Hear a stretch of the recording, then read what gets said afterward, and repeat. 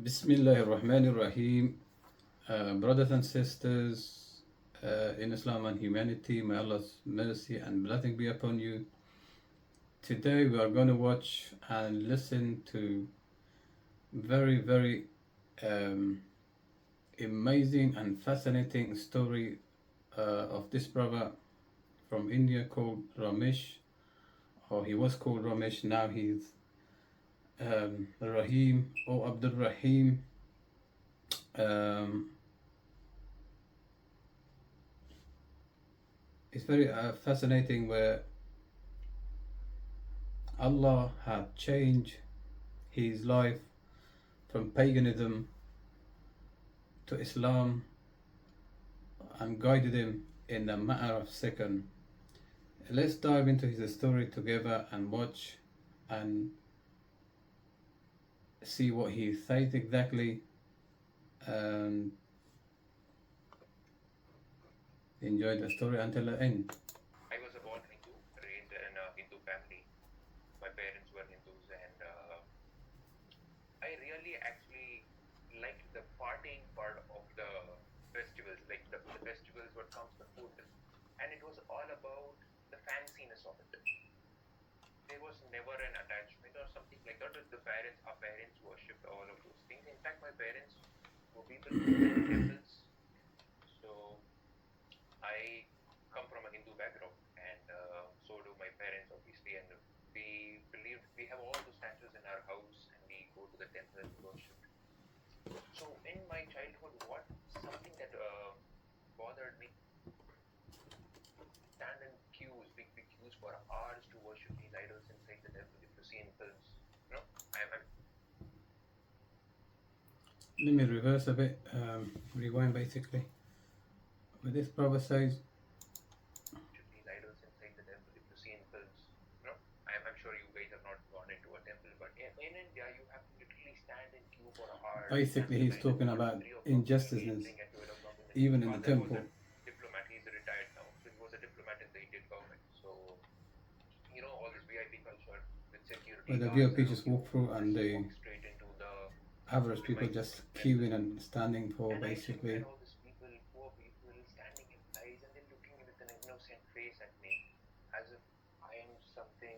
They're just standing there for hours and hours. This is one aspect I never liked. That's called injustice. And Alhamdulillah, we don't have that in Islam. You just walk in the mosque, everyone and anyone, with bodyguards, security guards, clearing directly to and there's no need for queuing this. I felt as if God or was waiting whatsoever. for us to go and see Him. This was one feeling that the temple worship, it gave me to go and visit Him, and then we say Tata bye bye and we go off, and then He's just sitting there. This was my religion as far as, and it was only about the food and the glamour. You know, people celebrate it with movies. Like if there is a festival that's done, there's different movies that get released during such time. All about enjoyment. There was nothing at the core of the heart that got connected for me. And then my schooling. So this was my childhood, like born in a Hindu family, and then I studied in a Christian school from preschool. So it's called Don Bosco. It's a very, alhamdulillah, it's a beautiful school. Gave me a lot of knowledge and curriculum. So Christian schools, they are very proactive, in, not only in academics but also in a lot of other activities like sports and drama and a lot of other stuff. So I used to also believe in Jesus Christ. I used to go to the church. We used to have those prayers, Sunday prayers, mass prayers, and we used to get down on our knees on the bench and worship Jesus Christ. Yeah, and the entire everybody, even the Hindus here, they have no problem worshiping Jesus Christ. But then all of a sudden, then what happened for me was Islam was the only religion for me which was, I was Islamophobic. Whenever I used to see somebody with a beard and a goofy doofy, I said, this guy is going to either kill me, he's going to stab me. That's the notion exactly of The stereotype about Muslim. India and Pakistan. They're all run by people who have big beards and they have wear this lungi around. And Brothers and sisters, this Islamophobic these guys are exists everywhere, even in India where there's many Muslim living. like country, big the media population has of kind of Muslim life. messed it up. Yeah. So, we were all scared. Still, people are scared only by looking at the Sunnah of Prophet Muhammad sallallahu alaihi wasallam. But Like the everyone Quran, knows the and Hadith, sees Muslim nowhere day to has day reached in people. their day to day And life. forget That's how many hearts. Muslim living It in has not reached people's eyes. India. They have not read it. People have not read it. People don't know the Hadiths and what Islam actually guides us to. People have not identified the shaitan, the evil voice that comes within every human being and ask us to provoke us to do a lot of wrong stuff. People have no idea, are not able to distinguish between the right and the wrong because Islam has been misinterpreted. I was always a materialistic guy, always had this high ambition of literally say 40, 50 pairs of shoes and 40, 50 pairs of watches and fancy cars, and completely always my mind was on the materialism, and never was point A, never was I happy after buying all those things, and the next minute I wouldn't have even used it, my heart would tell me what's next in your life. So I found a very toxic relationship within myself, that you are not happy even if you wanted something. This is what you're craving for. Okay, now you got it, but you're not happy. Why? So there was this always this void within myself, and this is all because of the creativeness. You know how creative people are, right? They always want to be on the high, so never satisfied with anything that materialistic. And then this is after my schooling. I go for my MBA. So when I went for my MBA, I was a little bit distant from my parents. So there is when the religion didn't kick in there. It was the phase when religion was not there in my life. And even there, I used to in Singapore we celebrate a lot of Christmas. We celebrate all of the festivals. But Islam has got, if you see, there is nothing fancy about the festivals in Islam.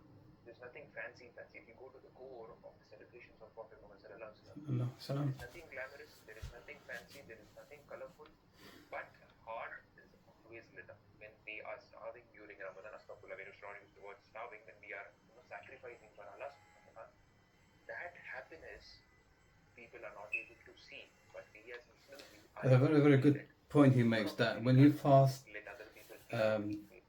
the feeling that So special feeling you I get my in the PhD month that of time, I Ramadan when have you all these fast, ambitions. Obviously, it's what an MBA is. indescribable. It's not Basically, you all those cannot business plans, and describe I did my exactly MBA in finance, how you and feel to other Islamic people. finance and the law and the graduation and the MBA, they literally don't go hand in hand. I couldn't apply in banks. I couldn't apply in stock market offices. So I had a lot of issues there because I did my MBA in finance and marketing. So, but my major was finance. So my job it took a lot of toll there because nobody was offering me a job which I wanted, and obviously Singapore, they had a lot of issues that time with the job. So I had to come back to India. When I came back to India, so this is where my reward story actually begins. This is just a small synopsis of what I wanted to tell so that people could connect. So I am actually physically a very active guy, alhamdulillah, since my very crazy about diet and six pack and this thing. So this was one day in 2017 November. 2017 November, I have my normal workouts, and it was a weekend, and I was at home. So my general routine, I go to bed at around 2 o'clock in the night. At around 2 o'clock in the night, my body completely freezes. It shuts down. Subhanallah. The thing happened to this brother is really shocking. His entire body, apart from his tongue and his head, freezes, and he can't move his limbs. He can't move his body. All he could do was um, just move his head and his tongue. So Allah allowed him to still use his tongue, basically his brain, but he could see clearly that his body is frozen and he can't do nothing about it. And let's see what he says.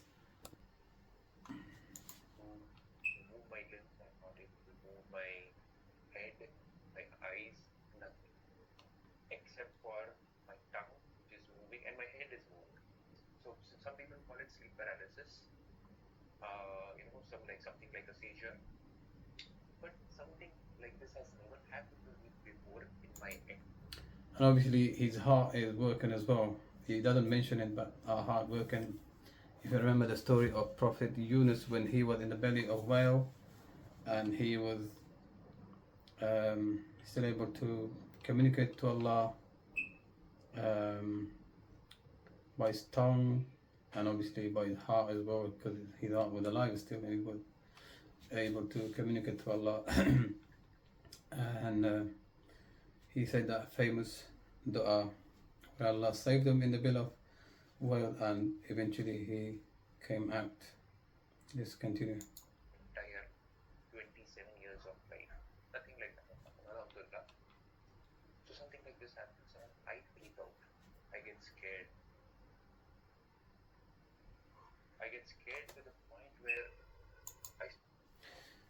Brothers and sisters in Islam and humanity, death is really, really scary. We all know and believe that we're gonna die one day, but when it comes to the reality, when you feel it, it's absolutely terrifying feeling. Obviously, we all have hope in the mercy of Allah, but as a believer, we live between the fear and hope of Allah. So we never know what's going to happen, what's waiting for us. So we always have that fear. So when when the death strike us, and when you feel it, obviously we can't see the death. Once you see it, that's it, you're gone. But there are some situations where you can actually feel like you're going to die, and that's where you realize that how terrifying it is in terms of how Allah gonna deal with me. Did I do good enough deeds to save me from the torment of the hellfire? All sort of things go through your head. I personally experienced something like that I would not see anything, even though I could see everything around me, but I would not see anything, if it makes sense, because it was the feeling of that I'm going to go to God, I'm going to go to Allah, and how am I going to stand in front of Him? Have I got enough good deeds, without whether or not I've done enough prayers in my life, all sort of thing. But you forget everything around you, even though you can see, but nothing. When I say nothing, absolutely nothing attract your mind. You're only focus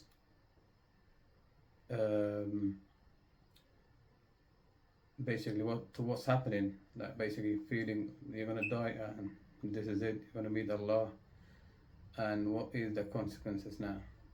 Anyway, let's continue to the story. I started calling all the gods that I worshipped since childhood.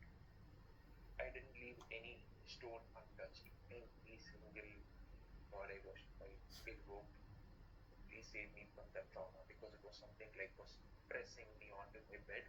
I was able to breathe, but then I was not able to move. It was really scary for me, as if some ghost or something, attacked me or something.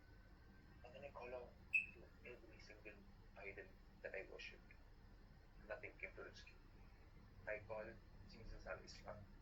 I called Maryam al-Islam. Because these are so-called gods that I worship. And point to be noted, I was Islamophobic. I had got no relationship. In fact, I thought Allahu Akbar, the term, was a barbaric term, that people used to either chop animals or to kill people. Because I have come across those videos where people, cut off people's head and they say Allah. So that was the only phrase that I knew about Islam, and which was murder. You will not believe, after 15 minutes of, I was suffering for 15 minutes, approximately 15 minutes, I was just falling. Subhanallah, for 15 minutes his body was frozen and he could not do anything about it. Nothing wrong. And then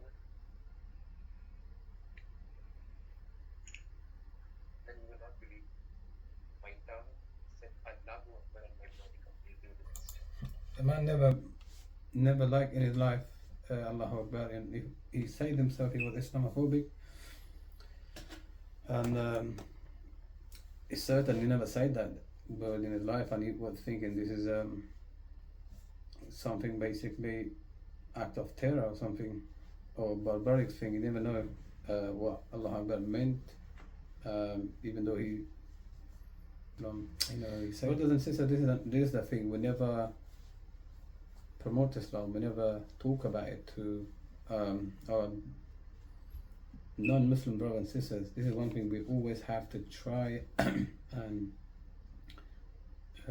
basically deliver the message of oneness, the message of Islam, the message of peace to whoever we know, whoever is around us. So that's how Islam can reach to other people, and we can save one's soul if we keep promoting it, keep talking to people, introducing the Islam and the message of peace to everybody, and in return we get rewards. So it's a good point we have to notice and hopefully implement in our lives. Let's continue. My tongue said Allahu Akbar. Subhanallah. And that point of time was like, what had just happened? Why did this happen? Allahu Akbar is the only thing that I was scared of in pertaining to Islam. Why would such a thing happen? And I go to Google. I type Allahu Akbar. It says Allahu Akbar is the greatest. And so, oh, it's the greatest. But why did my tongue has to say this? And why did it? Nothing got released basically. So the moment I said Allahu Akbar, and that body released, I go to my kitchenette.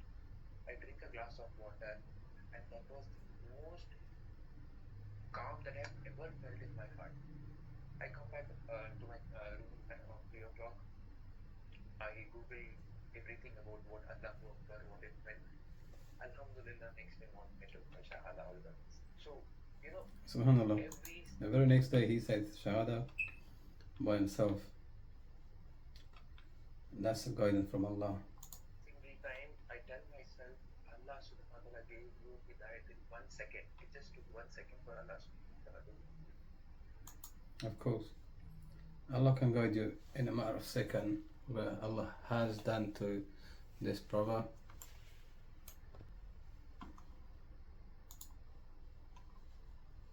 Second for Allah subhanahu wa ta'ala. And Alhamdulillah, I and no Muslim should ever, even for $1 billion should sell their iman, their faith. La ilaha illallah is beyond the heavens and the earth. The heavens and the earth exist because of La ilaha illallah. Subhanallah. There's another very, very good point he makes, that he said, I and no other Muslim should never ever basically sell La ilaha illallah for billions and billions of dollars, which obviously he's accurate and he's right on that. And Alhamdulillah, we Muslim would not do that, and inshallah Allah guide those who do sell their iman for worldly gains to come to their sense and hold on to the rope of Allah and to La ilaha illallah Muhammad Rasulullah. He makes very good point. Let's continue. He gave me this without any intervention, and I tell myself in every prayer when the call of Allah comes, La ilaha illallah Muhammad Rasulullah, I tell myself, I remind myself, without any human intervention. No people gave me dawah. I had no Muslim friends who gave me dawah ever. I have Muslim friends and they have never called me to Islam. They never spoke to me about Islam. Nobody has ever told me what Islam meant, what it is. Come to us, look at us, read the Quran, read the Prophet.